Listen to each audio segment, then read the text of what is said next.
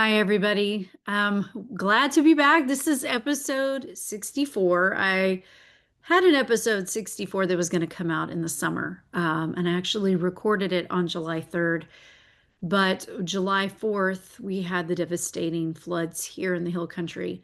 And I do live in Hunt, which is the epicenter of the floods, and it just shifted and changed a lot as far as how I move forward in this podcast.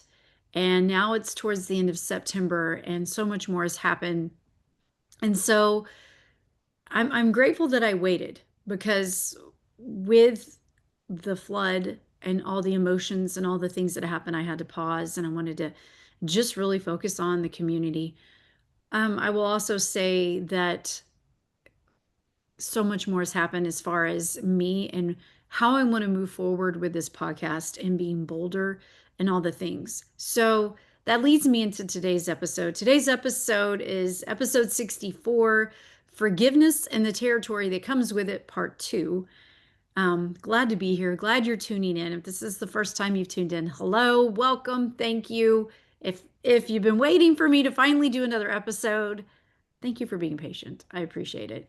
So, I did an episode about forgiveness, gosh, maybe a year and a half, 2 years ago now, but this is part two because a lot has happened in the world recently, and forgiveness is on the tips of everybody's tongues. Or if they're not already talking about it, they will. And I recently did a reel on Facebook or Instagram about, and I just touched on how Erica Kirk forgave the murderer, her husband's murderer. And I gave a quick testimony of my own about forgiveness.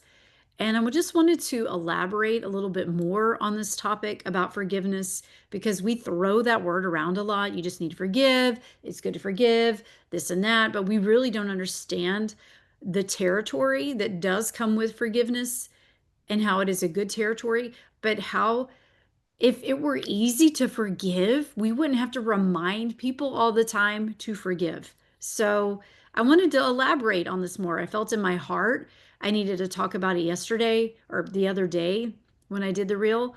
And then it's just been stewing around in my heart, in my mind. I've been praying, God, I want to get the podcast up and going, but I want to make this where I bring people back to you more. And my previous episodes really touched on a lot of coaching aspects, life coaching, because I'm also a certified life coach, Christian life coach. But this is now going to be shifting more towards how do people bring back to God, how for or bring people to Christ. If you're not a Christ follower, how do you become one? What does that mean? And just diving into all that. And so this is kind of what's been happening, this transformation this summer since the floods, and then just more recent events that have happened, with the Charlie Kirk assassination. And the boldness that I've just felt like I needed to muster about talking about Christ and all the things that he put into the world needs to be said. And one of those is forgiveness. And so, with forgiveness, a lot of people have seen that Erica Kirk forgave her husband's murderer, and a lot of people are blown away. Even believers have said that they are blown away by her ability to forgive. Okay, now in the reel, I talked about my own personal testimony, the biggest thing I've ever had to forgive in my life. And um, what I did was, and guys, first off, let me back up and tell you, I'm not a Bible teacher, but I have lived a lot of life in my 47 years here on earth. And what my testimony was about was when I was growing up. I did not grow up in a home environment that you could label as normal or maybe even healthy. And for a good chunk of my childhood, I didn't even know any different. I didn't know that it wasn't normal until I did. Until I did. And when you don't know it's normal, you just kind of walk on your own path as a kid. And you just accept it as normal. But like I said, if you don't follow me on Instagram or Facebook, I'm going to kind of give you a quick overview of what I talked about. And you didn't see my reel, and you haven't listened to the podcast episode where I did talk about this. I'm just going to kind of briefly go over this. So I forgave. I mean, I grew up in a home where my dad was physically and verbally abusive to my mom. Um, Now, he could be the sweetest guy. He could honestly be one of the most loving, tenderhearted men until he grew upset. And then he could really turn into somebody that was unrecognizable very quickly. And this happened for quite some time. So, for years afterwards, after my parents divorced, I just chose not to forgive. I believed what the world said. I believed that the world, what the world said versus what the Bible says, what God tells us to do, because I felt like he didn't deserve forgiveness. And that felt good. That felt good to know, well, he didn't deserve forgiveness. But over time, and with sage advice from my own Christian life coach, Dr. Edie Wadsworth, who pointed me back to what the Bible said. And I knew what the Bible said, but I let emotion lead the way. I let emotion take charge and the human side of me win. And he doesn't deserve it. And the world cheered me on and said, "You're right. He does not deserve it." Um, but then I think over time, just with things being older and wiser, I was able to listen into what she said. So I began the process of forgiving, and it was a process. And I forgave him without him ever asking for forgiveness. And this is important about forgiveness because, like I said before, if you haven't listened to the reel or anything, but so I'm going to put it out there.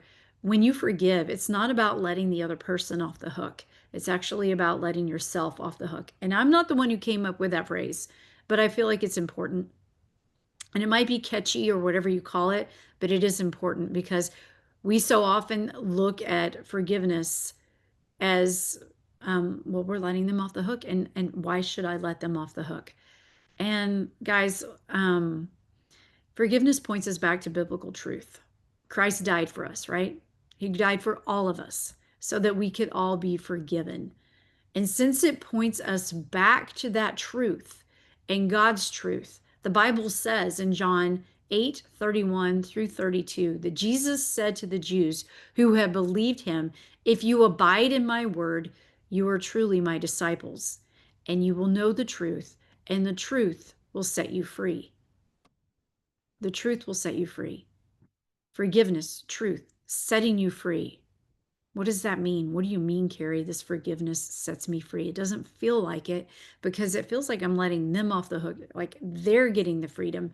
And we're going to touch on that. I think it's important. And I think because of the recent events of her forgiving, Erica forgiving the man who shot Charlie, it is important to understand why she did it, even though it does, even though people, I've heard people say, well, it just seemed like it took a lot. I'm sure it did. I'm not going to speak for her. I'm sure it did take a lot to do that. Um, I know in my part, and the reason I wanted to go back into my testimony, and I do have, like I said, a podcast episode where I talk all about the situation with my dad and how the power of forgiveness really allowed some wounds to heal.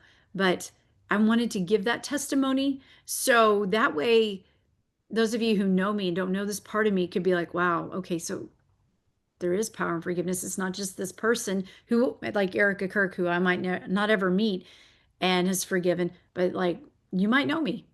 And maybe you don't. Maybe you've met me, maybe you haven't. But most of you, I think, that are that watch this or since you just know me and know that you might not know that part of my life. And you might be walking around with a very hard story in your heart for something you grew up with or experienced.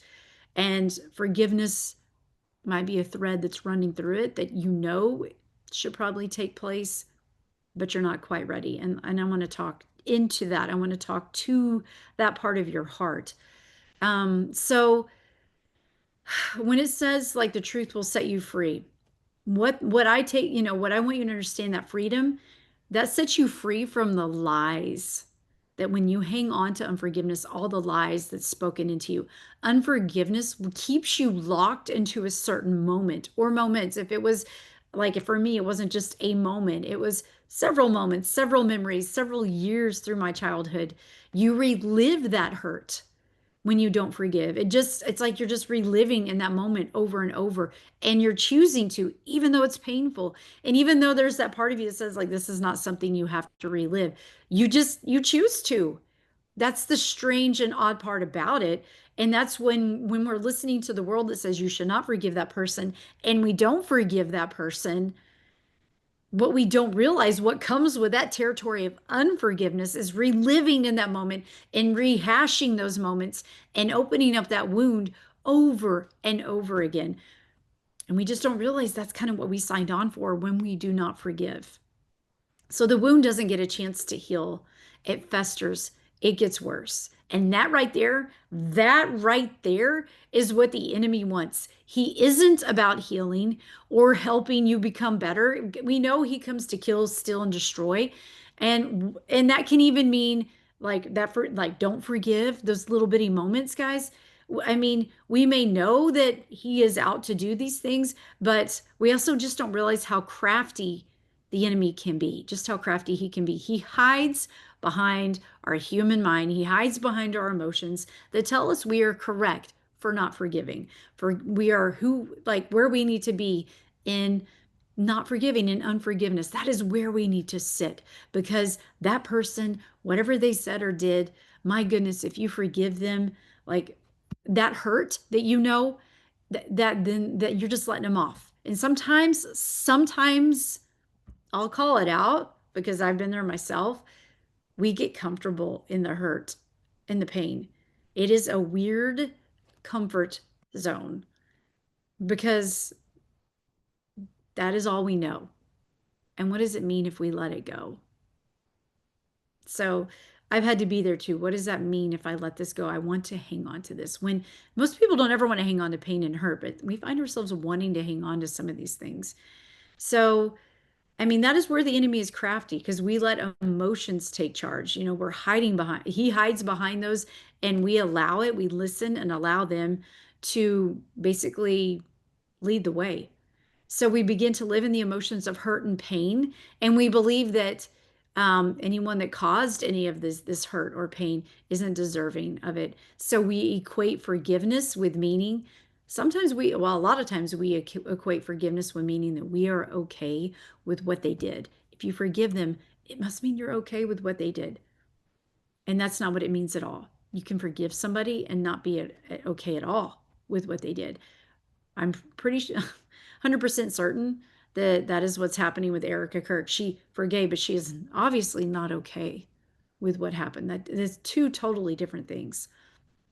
And and I can say that because I know what it can easily turn into. I am witness to this exact thing of breaking free of the bondage of resentment and hate. You know, because when it is said that, oh, when you forgive, it means we're okay with that. It, but the opposite of that means that we let go of the pain and hurt that was created in that moment. And that helps us become free from that. We are set free. The truth will set us free. And when Christ tells us to forgive, that is the truth of what we need to do. And it will set us free. And so I'm telling you, I'm witness to this very thing. And I resented my dad. And so and that was in so many things in my childhood. Then I began to resent so many things in my childhood. The anger I felt about having no choice for the situation of what was happening around me because I was a kid in this situation. And then having to live with the outcome of that, with the effects of growing up in that, man, that just fueled those feelings of justification that to forgive means that I'm weak and that I affirm, that I accept, I approve of what happened. And those are all lies. Those are all lies, all lies. And I was living thinking that I was doing the right thing by not forgiving. I mean, I got to a point, I'm done. I don't have to forgive. I'm a mature adult. Like I don't, if I don't want to, I don't have to. You're right. You don't have to. It's completely up to us. It's all free choice.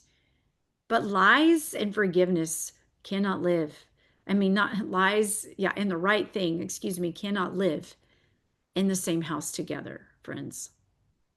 Lies and the right thing, what the right thing is, what the truth is, lies and truth cannot live together in the same house. And the right thing to do is the truth. And the truth is to forgive. It tells us to forgive. Christ tells us to forgive. I mean, to move forward when you do forgive and to move forward in this, to unlock yourself, to free yourself from that moment, whatever's hurting you, or moments. Maybe it's a season of your life, it was years of your life that you're going to break free from. It does require forgiveness. It requires it. You can't just get over it or get past it.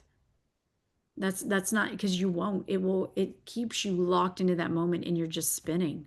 That's the bottom line. So I want you to ask yourself, I want you to be real thinking about all this. Who do you need to forgive? Maybe you're not a fan of Erica Kirk or Charlie Kirk, but you're sitting here listening, and maybe you are just in awe of that she could forgive. And I'm sitting here telling you, I forgave my father of the years of hurt that broke down our family. And then for years afterwards, the pieces that I felt like I had to put back together, but it wasn't for me to put back together. I needed to forgive, and Christ put it back together. I was never broken. The enemy wanted me to think I was broken because of what I experienced.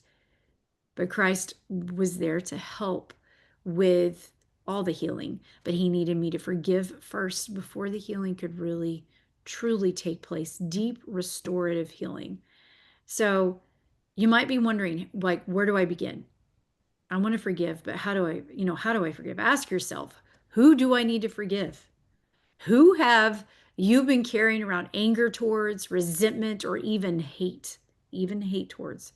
Hate is a very destructive feeling. It's a very destructive emotion, but it can come about. And I want you to think about it. I want you to be honest with yourself.